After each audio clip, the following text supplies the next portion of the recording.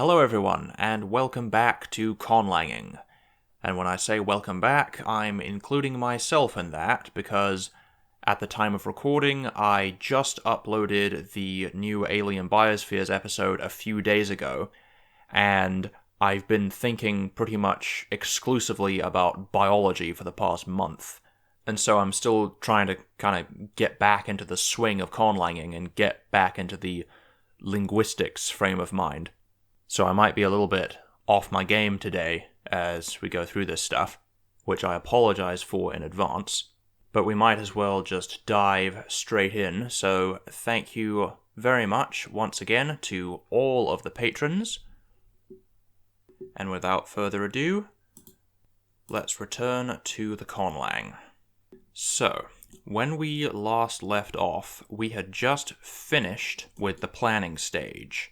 So basically, all of the major pieces of grammar, basically the superstructure of how this language is going to work, has been completed. Obviously, there are still loads of areas of grammar that still need to be fleshed out, but as a general rule, I always like to have a plan of what I'm going to do before I do it. And so in the case of conlangs, I just like to have a pretty solid grasp of the sort of primary aspects of the grammar and how they evolve before I actually go ahead and start creating words. So you can think of everything that we've done here so far as being the sort of blueprint. And honestly, with this plan, most of the work is actually behind us. We've already done the hard part, basically. Now it's just a matter of creating phonological forms to fit all of this grammar and creating a bunch of words. But before we do that, I do have a few items of follow-up. First up, I had an idea for a sound change that I quite like. It occurred to me that once this change happens, when we get our first obstruent clusters, there are going to be sequences of K followed by the voiceless pharyngeal fricative, which is kind of hard to say, and when I try to say it, the K inevitably turns into a k, into a uvula stop. And I don't know if that has natural precedent or not, but it just kind of makes sense to me. But also, that will give us some fun alternations later on in the language, because if, for example, we have some suffix that begins with the pharyngeal fricative, remember the pharyngeal fricative later just turns into a plain old H, and then the H is lost and lengthens the preceding sound. So if you have a stem in the modern language that ends in a K and attaches this suffix that used to begin with a pharyngeal fricative, it will end up as a geminate uvula. The K will just sort of turn into a Q, which I think is kind of fun. Another random idea I had, I believe I said last time that I was okay with H coming in coda position, but I wasn't okay with it following another obstruent. And I stand by that, but I think I'm going to add this little tidbit in here, that if the H does come in coda position, it fortifies to a voiceless velar fricative. I'm not actually sure if that's just because I'm bad at pronouncing H in coda position, or if that makes sense on its own, but I kind of like the feel of that, so something like ahta would become achta. It just gives it a little bit more flavor, in my opinion. Another thing, looking back through these rules, I don't think I did the rounding harmony properly. I can't remember exactly what I was thinking at the time, but this rule here doesn't really make too much sense on its own. It would need to spread the rounding both progressively and regressively, if that's the right word to use, in order for the rounding harmony to actually properly evolve. But of course, that would be blocked by all high vowels. Make sure to include that in there. But also, that would need to be preceded by another change, where unstressed rounded vowels unround, like they do in Russian, I believe. Which is why it's not spasibo, despite the fact that it's spelt that way, it's spasiba. I think I'm getting that right. Another minor change, I am going to swap the accusative and dative endings. just purely because, again, I think I mentioned this last time, the ura suffix will give us the least variation out of all three of these cases, and I kind of want to maximize variability. And both the genitive and the accusative are going to be used a lot more often than the dative, so I'm going to give it the least variable suffix. And speaking of cases, let's return to the passive voice. Now, last time, I was having difficulty deciding which case the agent of a passive is assigned. So like the by construction in English, like they were seen by me. And I outlined 3 possible solutions. Number 1, we use some sort of preposition, or postposition in this case. And I didn't want to do that just because I didn't want to add an extra unnecessary word. I wanted to instead convey it just using a case suffix, ideally. Option number 2 was to use the accusative. Basically, the agent would be interpreted as the direct object of the passivized verb. So, like, they are seen by me would literally be, they are sight-taking me. And honestly, I don't really think that one works either, because once we get the converbs to evolve and the converbs become mandatory, the converb phrase is just more likely to be interpreted with the genitival construction, which is option number 3, to use the genitive.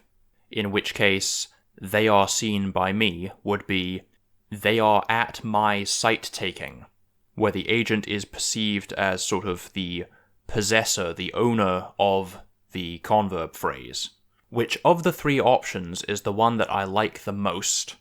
Because, like I touched on last time, that would mean that a passive verb and an active verb would both involve the nominative and the genitive.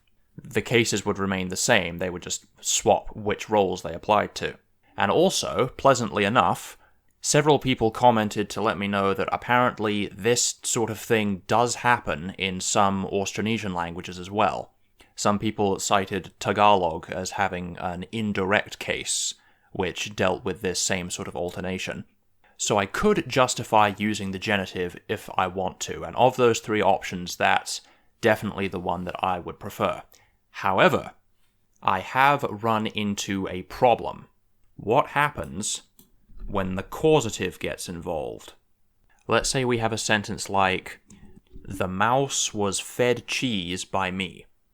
So in this sentence we have both a passive and a causative, because the English word fed is basically just the causative version of to eat. So the way that would be rendered, the mouse is the subject, so it would be in the nominative. The tense isn't particularly important, so I'm not going to bother filling out exactly how the auxiliary would be formed. And then you've got me. Me is the agent. It's the thing that's performing the action of the feeding. Now, if we stick with our genitive idea, that would mean it would be literally translated as something like, the mouse is at my feeding. Since me is the agent, it is the thing that is the possessor of the verb phrase. Okay, that's all fine and good. But then we've got cheese. Now the cheese is the direct object of the verb fed. It is the thing that the mouse is being fed. So, by our own rules, it would also need to be placed in the genitive. So now, both the agent and the object are both in the genitive. And so, unless there's some sort of very strict word order rule about this, that would either mean the mouse was fed cheese by me, or the mouse was fed me by cheese. Now, I'm sure context should be able to disambiguate things most of the time, but there's still going to be some inherent ambiguity to this system, which, again, isn't strictly a problem. There are some languages that are just happy to deal with that as it comes, and there are optional strategies for clarifying things. But I'd really prefer for that to not be the case here.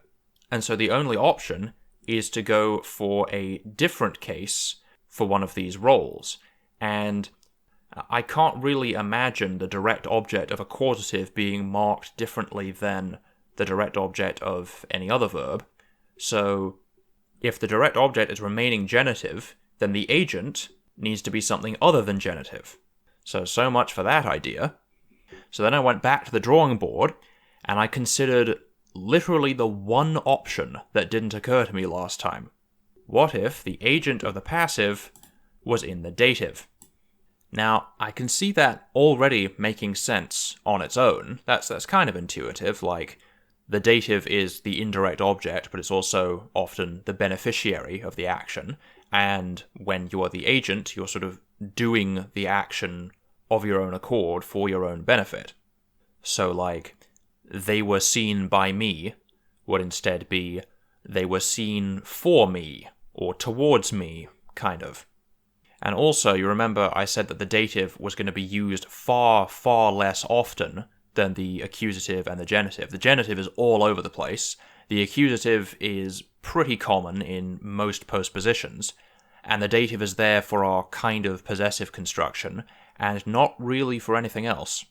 So I think the dative would actually be quite good to use for the agent of the passive. And not only that, but very shortly after I had this idea, it suddenly occurred to me that, oddly enough, this is exactly what Manchu does. In Manchu, the agent of a passive is almost always marked with the dative, which is also the locative. So there's natural precedent for it, it makes the case more common, which is kind of what I want, and it helps disambiguate things. So I think I'm going to go ahead and say, unless anyone has some particularly strong objections for whatever reason, I think I'm going to go ahead and say that the agent of the passive is marked, in fact, with a dative. Excellent. Now that that's done, we can return to the task at hand. So it's finally time to start actually making and deriving some proper words for this language, and some proper affixes as well. Now, at least in the beginning bit, this is the part that's going to require some degree of precision, because, at least the way I like to do things, I have a particular sort of ineffable phonesthetic that I'm trying to capture with this language, right? I know, on some level, what I want this language to sound like.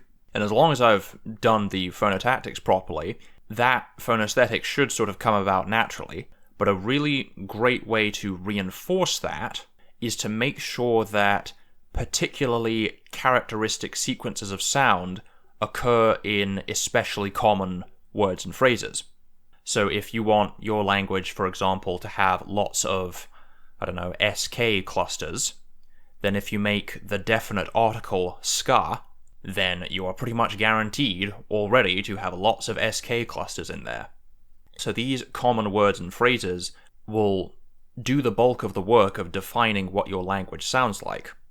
So what I like to do at this point is to kind of think about the types of sounds and consonant clusters that I would like to be common in this language, and sort of have them on hand so I can incorporate them into especially common words and affixes as I go. So right away, one type of consonant cluster that I think is going to be especially prevalent in this language are nasal approximate clusters. So things like mr, ml. I'd also like lots of instances of H clustering with resonance. And I also like the idea of coda S followed by voiceless stops. And because of our metathesis rule, where an S preceded by a voiceless stop metathesizes, that should happen a fair bit automatically. But I'd still like to get a sk sequence in one of the more common words. So those are going to be our sort of defining consonant clusters, and now we have to find ways of inserting those or using those in common sequences. And for this language in particular, we have a unique situation because quite possibly the most common word in the entire language is going to be this auxiliary, because every single sentence demands some form of this auxiliary in order to be grammatical. So I'm going to have to make damn sure that I like the sound of this auxiliary, because we are going to be hearing it a lot as this language is spoken. So I guess that's as good a place to start as any. So, the auxiliary evolved from what was, long ago in the proto-language, the locative copula and the copula. And then pronouns became incorporated into verbs. So I'm imagining most of these clusters will arise from a combination of the original verb root with one of these. Because there are other elements to the auxiliary, but they're not nearly as common. Every form of the auxiliary needs to take person marking, so this is the most important part when it comes to determining the characteristic sound. And it's worth noting as well that even though we said that the perfective-imperfective split was originally formed by reduplication, but if there's any verb in the language that's likely to be irregular, and especially likely to involve suppletion, it's the copulae. So we need not necessarily stick with the basic vanilla reduplication rules for this. For all we know, these could theoretically be 4 completely different roots that just all got absorbed into the same paradigm. And then we also need forms for pronouns, but remember, these are the pronominal forms of the modern language. So there would definitely be a distinct root for the first-person singular pronoun. That one's a given. And remember, the dual forms come later. That happens when the dual marker is suffixed on, which happens well after the proto-language. So there'll be no dual pronouns in the proto-lang. There'll probably be a first-person plural root that's distinct from the first-person singular. Sometimes it's formed just from the first-person singular with some sort of plural strategy on the end of it. That is an option, but it's more likely to have its own root, so I'll put that there. And then we have the clusivity distinction as well, so in order for our paradigm to work, that would need to have its own root as well. In fact, one of them could just be the first-person singular with a plural suffix on it, and the other one could be its own separate root. That could be a way that they'd be distinguished. And here we had a distinction between second-person formal and informal, which was originally a distinction between singular and plural, but once the pluractional got involved, that became the default way of pluralizing the subject, and so using the plural form was just a way of being polite, so it got reanalyzed as a formal. But in the proto-lang, it would just be a plain old second-person singular versus plural distinction. And then we have our 3 genders. Now that is the tricky part, because the 3 genders also have to work for our declension system. Because remember, the evolution of inverse number relies on the inanimate class marker plus the singulative eventually coming to sound identical to the animate plural. So we've got to be quite careful with that and make sure that that evolves as well. But also remember here that we are definitely dealing with separate roots for the human singular and human plural. You remember, if we count things the way the Bantu languages do, we'd have 5 separate classifiers that give rise to the class system. So these are subject prefixes. They will become prefixed on because in the proto-language the word order is subject initial. In fact, I should be porting this over to the proto-language. Okay, so there's a table for all our pronouns in the proto-lang. I'll make a table for the copulae as well. Right, now this is the hard part, because we need to keep in mind all of the sound changes and how they would interact to produce these clusters after these two get associated with each other. And we also have to work within the parameters of the phonology that we established before. So our syllable structure for the proto-lang is CVR, where R is resonant. We are only allowed resonant coders. So we've got to keep that in mind. Now, right off the bat, what strikes me immediately is that there are lots of these clusters that have an H as the second element. Now, in our sound changes, the original H just gets lost and then lengthens the preceding sound. But the voiceless pharyngeal fricative and the voiceless velar fricative both become H, which allophonically becomes the voiceless velar fricative in coda position. And then in turn, that H, if it's following anything other than a resonant, causes gemination again. And that's another thing I would like this language to be pretty heavy on the geminates, because I think I mentioned this a while ago, that I often kind of ignore geminates, or I don't use them as often as I probably should.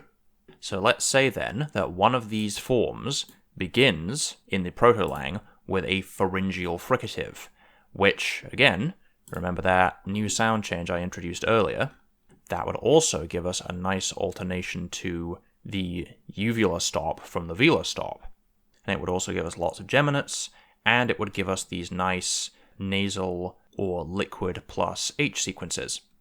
So I'll mark down those consonants that we need to make those clusters come about, and then I turn my attention towards the skr, the S uvular stop sequence.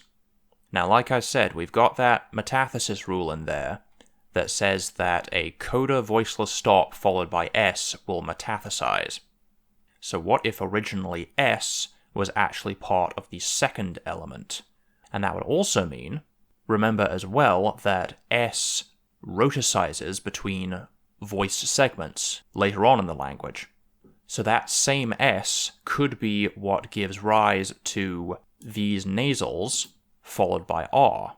But we also always have to keep in mind the proto-lang's phonology, because all of these phonemes will likely have a fairly even distribution. So we could just pick regular S for this, but we've got lots of other S-type sounds. I can't remember what actually happens to these palatal fricatives. So apparently not very much actually does happen to it. It just goes to S in all environments. I could have sworn it did something else as well.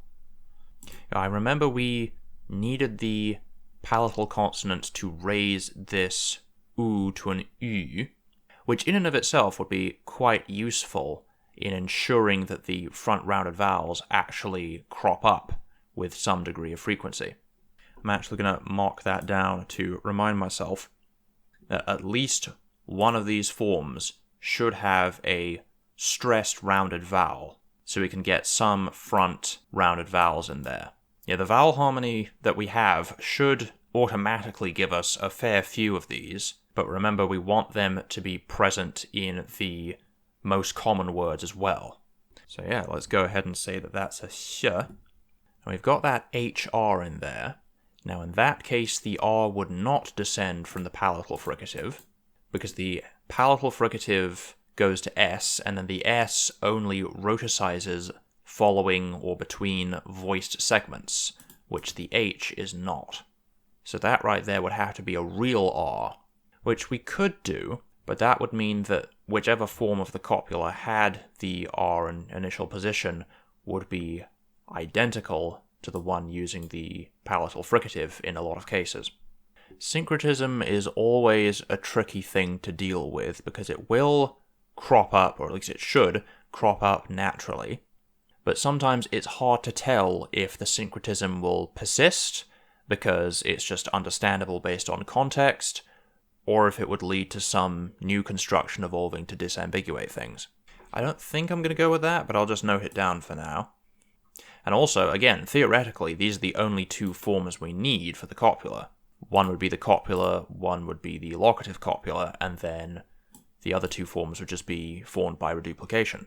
Also, another cluster that's just occurred to me that I'd like to include, I think an RY cluster would be quite nice. And that Y can come from one of, I think, two, maybe three places. Number one, it could be from an old I, a fully vocalic I that then was immediately followed by some other vowel that then just got shortened. Or, alternatively, it could be from one of these palatals.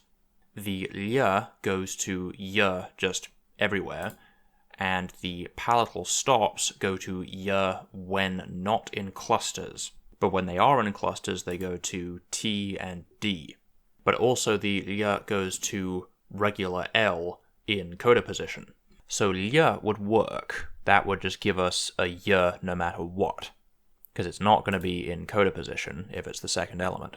The problem is, I'm not a big fan of the nasals followed by y.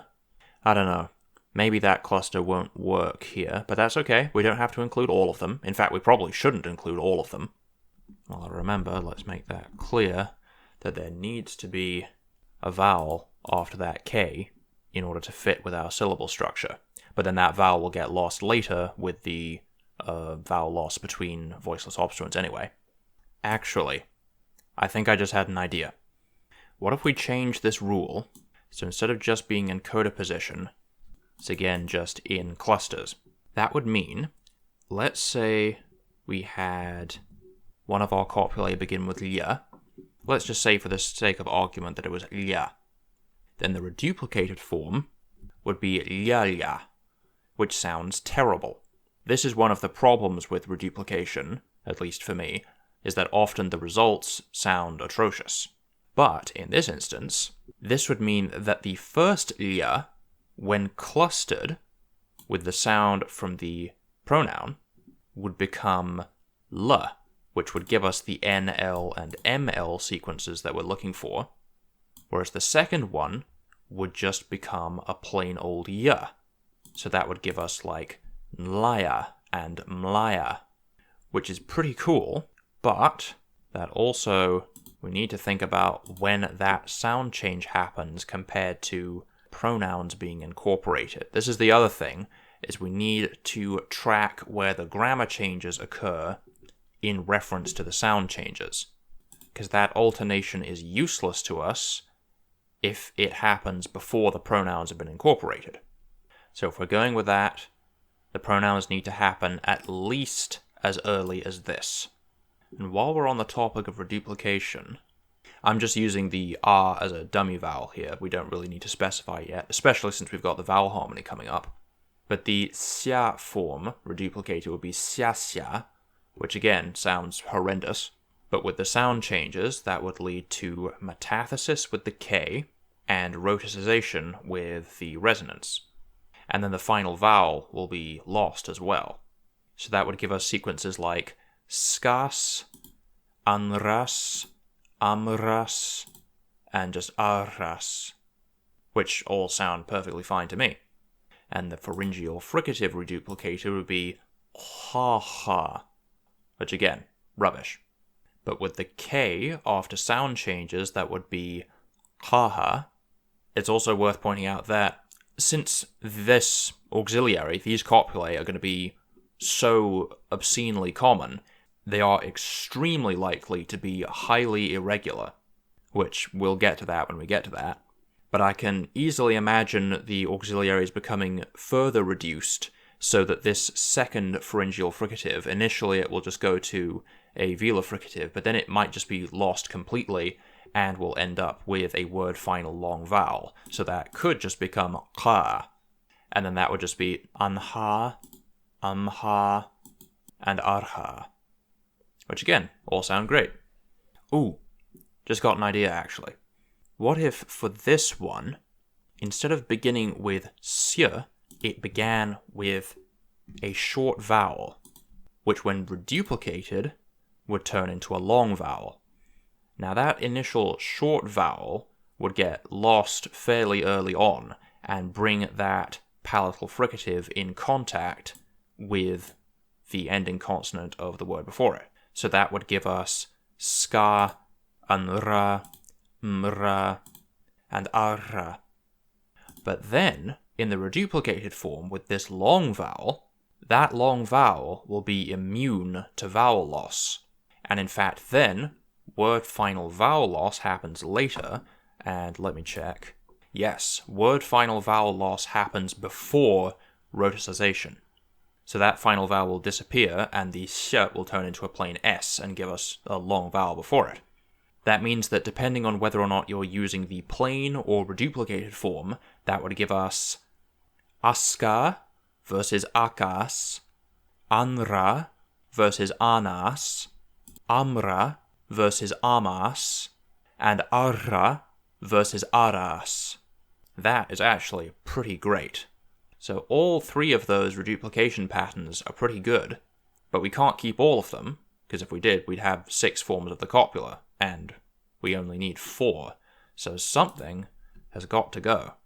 What would be ideal, I don't know if this is practical, but what I would prefer to have happen is if this form, the plain pharyngeal fricative, and this form, the reduplicated form of the original verb ya, got conflated and suppletion happened, which would give us, so ch, the perfect form would be ya. I don't know if you can have suppletive reduplication. I don't think I've seen that, but I also can't really imagine why it wouldn't be possible. I think I am going to stick with that for now, and I see I've actually gone way over time. So we're going to call it here for today. As always, if you have any input or suggestions or anything, you are welcome to leave your thoughts in the comments below, and I look forward to seeing you next time. Thanks very much.